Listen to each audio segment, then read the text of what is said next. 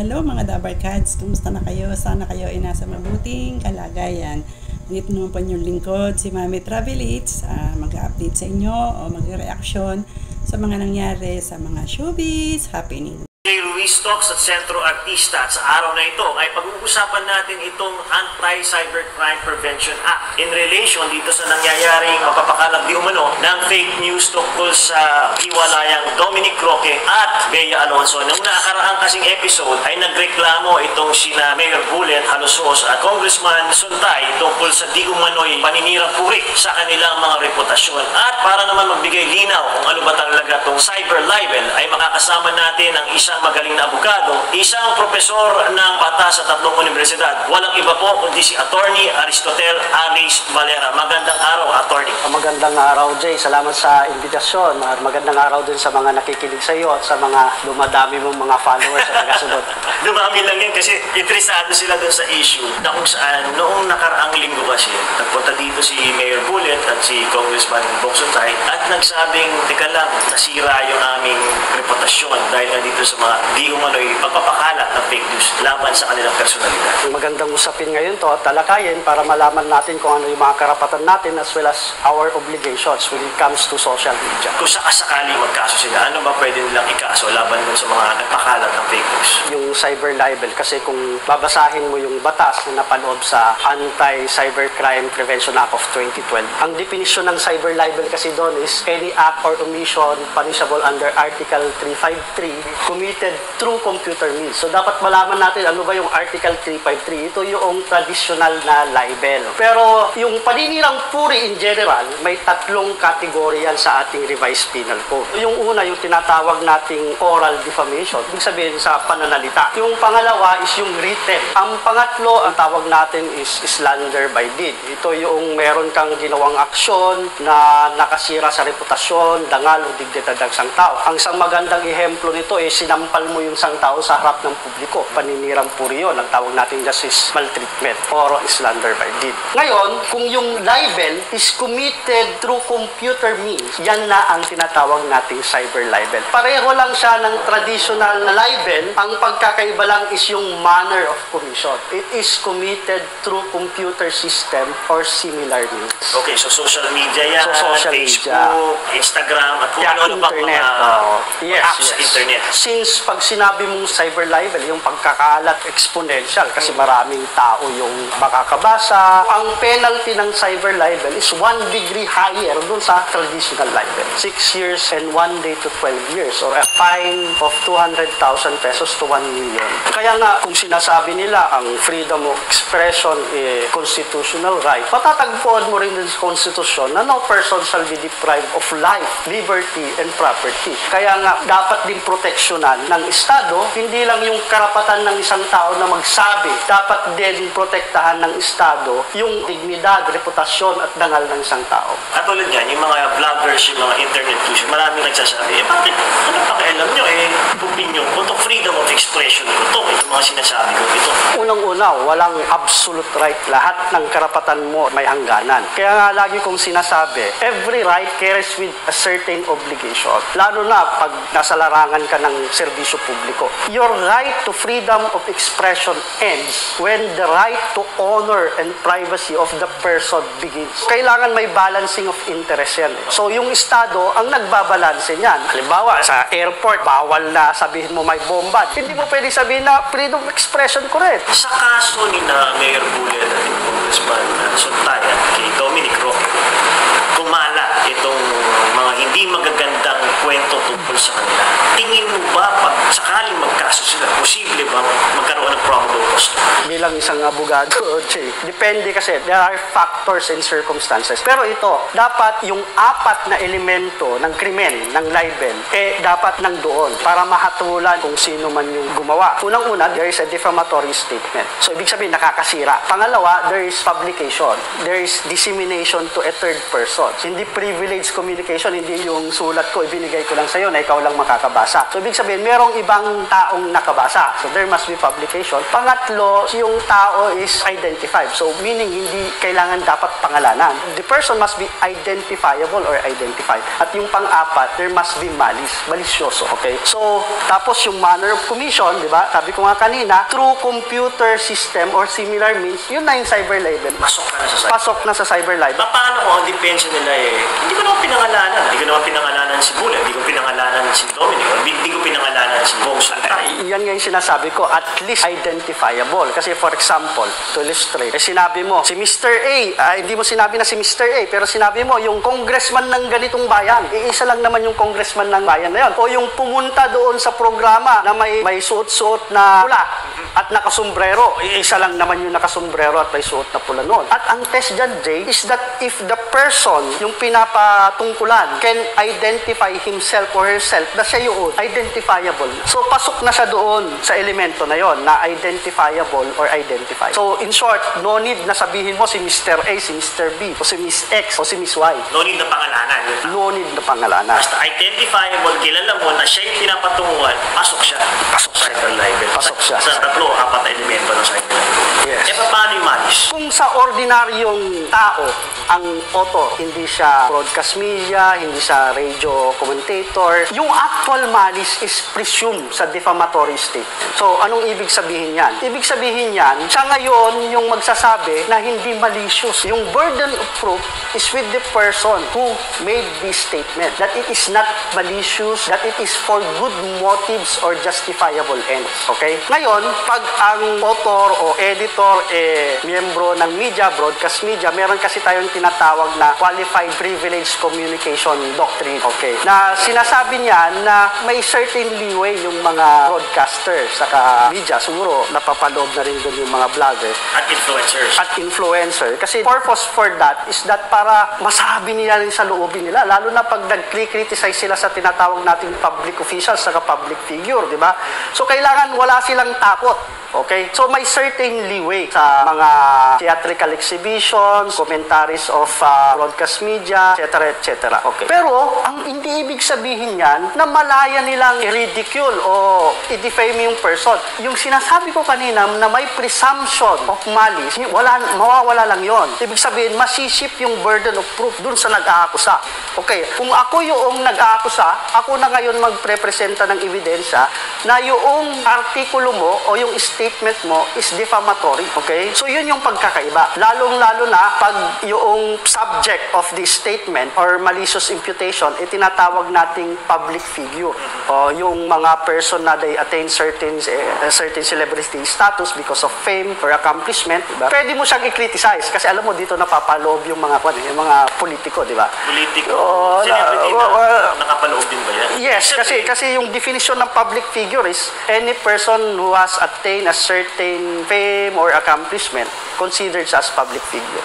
Paano naman yung privacy ng tao? I mean, kasal nila yan. Ano pakialam nyo kung maghiwalay kami? Ano pakialam nyo kung hindi namin ituloy? Kaya nga hindi sinasabi ko na hindi ito absolute na depensa. Okay? Kasi sa isang kaso, kung matatandaan ko yung New York Times versus Sullivan, dapat yung tao, may mass media personality, at the time of the publication, dapat alam niya na totoo yung sinasabi niya. Kasi magiging malicious pa rin siya if there is a reckless regard, whether it's true or not, whether it's false. So kung alam niya, the time of the utterance, social media, na mali na yon, false, liable na siya sa libel o cyber libel. Ito ba kunwari yung buhay ng isang tao? Kahit na sino ba pwedeng pag-usapan mo online? I mean, may certain leeway nga. Wala bang privacy ang tao na pinoproteksyonan nga? In general meron. Ang exception nga, may certain leeway nga pag ikaw public official o kaya public figure. Kasi ang sabi nga ng Supreme Court, di ba? Public discourse, public opinion is the constant source of liberty and freedom. So, siyempre, yung mga ating opisyalis sa gobyerno, di ba? Sabi ng Supreme Court, dapat hindi kayo balat sibuyas, hindi kayo onion skin, di ba? Subject kayo palagi doon sa opinion ng tao.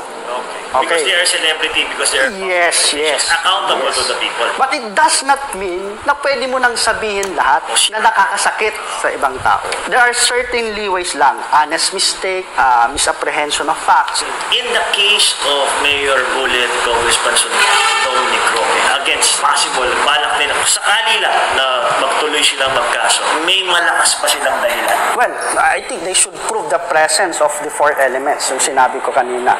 So, defamatory statement, publication, syempre identifiable, and tapos malice. Ang pinaka-importante dun, Jay, is yung malice. Okay? Kasi it's a state of mind. Hindi mo naman nababasa yung utak ng tao, di ba? Mali siya, di ba? Kasi palaging depensa ng mga core o ng mga statement na yan, especially yung mga derogatory remarks or statement, palagi nilang depensa, it's done with good motives, okay? In good faith, okay? But they have to prove it. For example, sasabihin ko si Mr. Y, may anak sa labas. Nawala naman. Kahit nasabihin natin totoo, di ba? Ano ang intention mo doon? Okay? May ill motive ka ba? Yun ba yung purpose mo? Ill motive? Kaya nga, ang depensa mo, pwede mong maging depensa that it is done with good motives and justifiable intentions. So sa mga vloggers, yun ang pwede nilang depensa. Yeah, totoo naman, and at the same time, it's done with good motives and justifiable. Kung nakikinig si Dominic Roque at saka yung mga ibang nasaktan dito sa issue na to, anong may papayo mo sa kanila? Well, alam mo, Jay, mahirap kasi hindi tayo yung nasa kalagayan nila, di ba? Kasi ang tao lang na makakapagsabi that they are defamed, discredited, ay yung taong in-identify doon sa particular na article yan o particular statement na yan. Ngayon, in general, sasabihin ko sa lahat ng mga public figure, including our public officials, mga politiko natin na nasa pamahalaan, unang-una, huwag naman kayong maging balat sibuyas. Pero nga, sinasabi ko, kina Dominic, although they are considered as public figure, sila lang makakapagsabi when it's enough, di ba? Kung talagang sobra na, di ba? Sila yon sa perspektibo nila. Hindi, kasi sa kanilang perspektibo, teka lang, kami na nga mga public officials, may katungkulan kami, ginaganito nyo kami. Naapektuhan hindi lang kami, kundi pati yung mga anak namin, pati pamilya namin. Itong, sabi mo nga, di ba, honor sometimes mas mahalaga sa buhay ng tao. Paninirang puri na ito sa kanilang dignidad. So kaya siguro nais nilang lumaban. Kaya nga, Jay, sa libel, walang halaga yung perspektibo ng author. Hindi niya pwedeng sabihin na sa tingin ko, hindi naman sa masasaktan dito.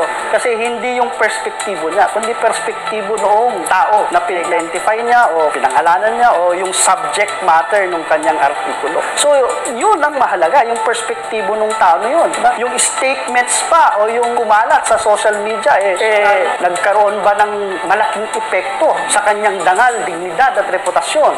Kahit sasabihin nung author na wala yan, hindi, walang halaga yun. Ang titignan ay yung perspektibo ng tao. Kaya siya ang makakapagsabi kung naging injurious ba yun dun sa reputasyon niya, sa kanyang dangal, kung naapektuhan ba yung dangal niya. Yun ngayon yung iprove niya sa korte. Na naapektuhan siya, nagka-depression siya, naapektuhan yung pamilya, naapektuhan yung ganun kabigat, yung lies and rumors. Yes. So siya ang magpuprove doon. Pero, attorney, dito sa issue na to, paano yung mga nag-like, paano yung mga nag-share, nag-click, tapos nag-comment sa issue na to, at pinakalat pa lalo itong articles at saka mga videos? Alam mo, magandang tanong yan, Jay. Merong issue na ganyan na nakarating sa Korte Suprema sa Dicine versus Secretary of Justice na since doon sa batas, wala namang sinabi kasi na liable yung may social media interaction, yung like, comment, share. So sabi ng Korte Suprema, nulum crimen, nulum pina sine lege. Kung hindi pinaparusahan ng batas, hindi dapat natin parusahan.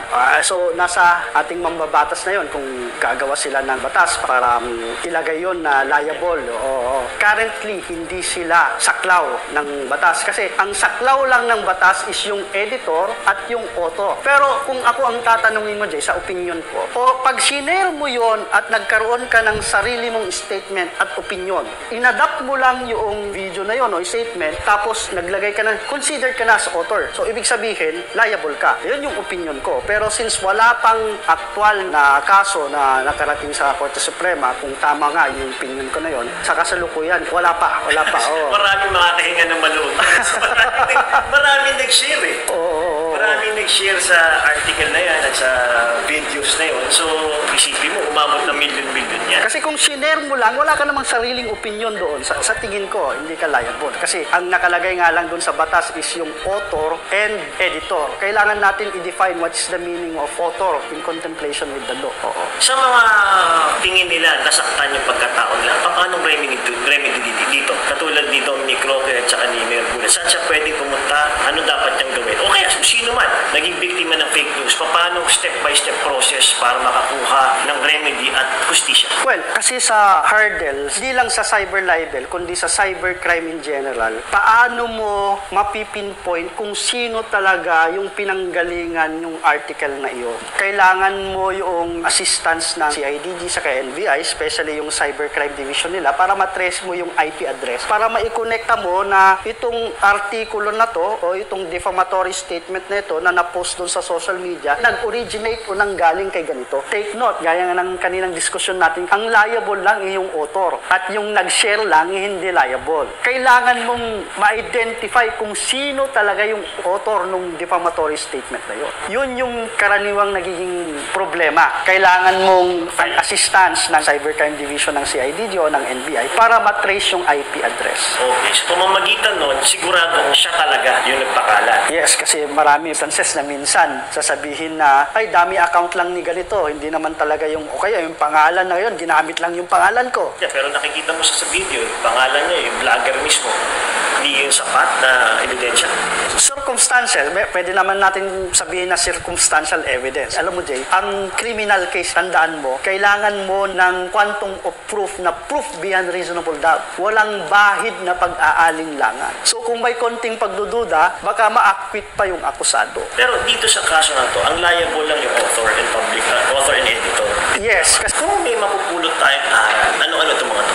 well, first, yun nga yung sabi ko, every right carries with it a certain obligation. All rights has its own limitation. Ulitin ko yung sinabi ko kanina. The right to freedom of expression ends when the right of the other person to reputation, dignity, honor, and privacy begins. Think before you click. Lalong-lalo na, ang tawag sa mga media vlogger ay influencer. Kung ano yung pinoproject nila doon sa kanilang video o social media, yun ang nakikita ng masa, ng publiko, at lalo na ngayon, Jay, unregulated ang social media. Yun na nga eh. Oo. Alam mo yun, doon ako nagtataka kasi sa movie and television may MTRCB.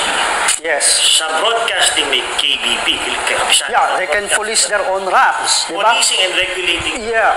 Do you think it's a high time to have a regulatory board yung use of social media? Yes, yun nga, it has far-reaching effects kasi nga halos lahat ngayon, pati yung bata, regardless of age, pati yung mga minor de edad, di ba? They can access videos, they can access TikTok. They can access porn, they can access whatever, Yes. di ba? Na masasama. Minsan kasi, ang hirap nito, yung mga ibang vlogs, yung ibang mga content online, puro basura na. Na kapag yun ang parati mong kinukonsume, yung ganung mga ideas, mismong tao naapektuhan at nai-influence, kaya tinawag na influencer, ng mga influencer na hindi naman dapat maging role model ng kabataan. Alam mo, Jay, we get what we deserve. Kasi minsan, yun din na kasi ang pinapanood ng tao eh. Ngayon, kung kumikita yung mga vlogger sa mga ganon, sa sinatawag mong basura, di ba? Yun din ang gagawin nilang content. At ang problema, aside from basura, lies, rumors, fake news, they propagate on social media. And yet, hanggang ngayon, wala pang nakakasuhan. Meron na ho ba kayong alam na kaso na nag-prosper na cyber libel case? Wala pa sa pagkakaalam ko. Kaya nga, it's high time for the Legislative Department to craft a law. Alam ko may mga several pending bills, Senate as well as in the Congress. But it's high time to regulate social media. Kailangan natin yung Estado para panghimasukan yung mga ganito kasi nga nakakasira na sa publiko. At yan yung role ng Estado to regulate certain freedom of expression para protektahan ang public welfare, the public in general. Public good. Ang nakakatawa nga, yung iba, nasa ibang bansa, broadcast ng broadcast doon, hindi mo kayang habulin. Di ba? Mo-broadcast mo ano-ano mga kasinungalingan ginagawa, pero hindi pa rin mahuli-huli, walang regulation, hindi may block down yung kanilang mga pages, pero patuloy ang papapakalat ng fake news. Yung iba naman, minsan talagang going overboard naman para lang tumami yung likes nila. Patalon sa building, kung anong ginagawa. Pero alam mo, Jay, maidugtong ko lang. Alam mo ba na kung babasahin mo yung history ng libel, ang libel talaga hindi ginawa para if you will criticize the government, the public officials, no. Yung history ng libel, sa kanyan, may economic perspective. Kasi dati pag ikaw ay merchant, siniraan ka ng mga kakompetensya mo dun sa business mo, wala nang bibili sa'yo. Yun na talaga. Yun na talaga. Kailangan natin protektahan ang taong bayan dito. Taong bayan. Maraming salamat, Atty. Aris.